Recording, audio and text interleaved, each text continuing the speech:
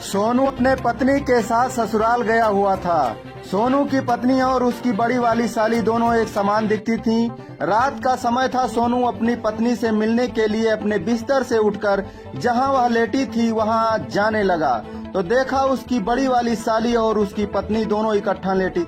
वह अपनी पत्नी समझकर बड़ी वाली साली के बगल जाकर रजाई में घुस गया और हरकतें करने लगा। बड़ी वाली साली जाग गई तो वह समझ गई कि मेरी छोटी बहन के हस्बैंड जी हैं।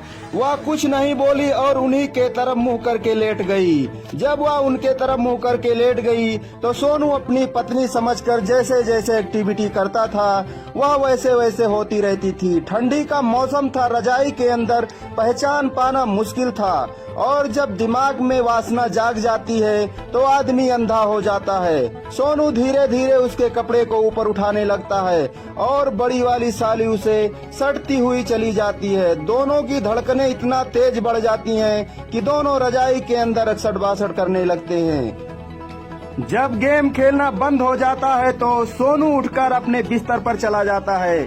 कुछ देर बाद सोनू की पत्नी को लघुशंका लगती है तो लघुशंका करके वापस वह लौटती है तो सोचती है कि मेरे पति सुबह घर चले जाएंगे तो चलकर उनसे मिल लूं और उनसे थोड़ा प्यार कर लूं। जैसे ही सोनू की पत्नी सोनू के पास आती है तो सोनू से कहती है, मैं सोची चल के मिल लूं और प्यार भी कर लूं, नहीं तो आप सुबह घर चले जाएंगे। मैं सो गई थी, अचानक लघुशंका लगा और नींद से जाग गई तो आपके पास चली आई। सोनू सोच में पड़ गया और कुछ भी नहीं बोला। वह समझ गया कि जो भी हुआ सब बड़ी गलती हुई मुझसे, बड़ी साली के साथ हो गया।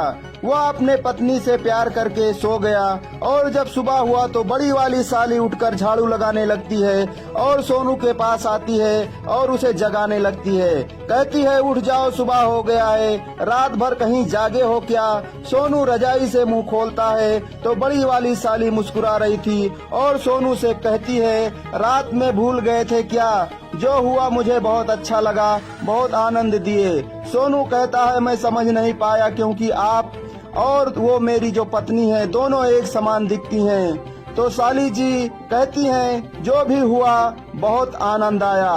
अब ऐसा करो कि आप मेरे घर यानी मेरे ससुराल चलो, घूम के आओ।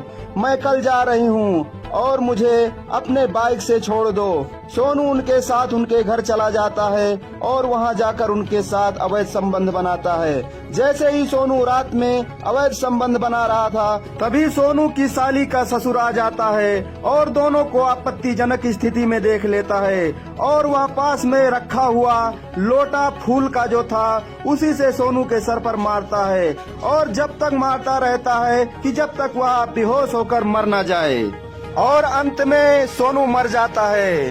तो बूढ़ा कहता है यानी ससुर अपने बहू से कहता है, सबको बांटती हो और हमको डांटती हो। सोनू मौके पर मर जाता है और एक ठुकाई ऑपरेटर का दर्दनाक खौफनाक अंत हो जाता है। सुबह होते ही पुलिस आ जाती है और सोनू के लाश को पोस्टमार्टम के लिए भेज देती है और अपराधी को जेल भेज देती है। तो दोस्तों, सावधान रहें, सतर्क रहें और अपने परिवार को सुरक्षित रखें। आपराधिक मानसिकता को समझें और सतर्क रहें। नमस्कार।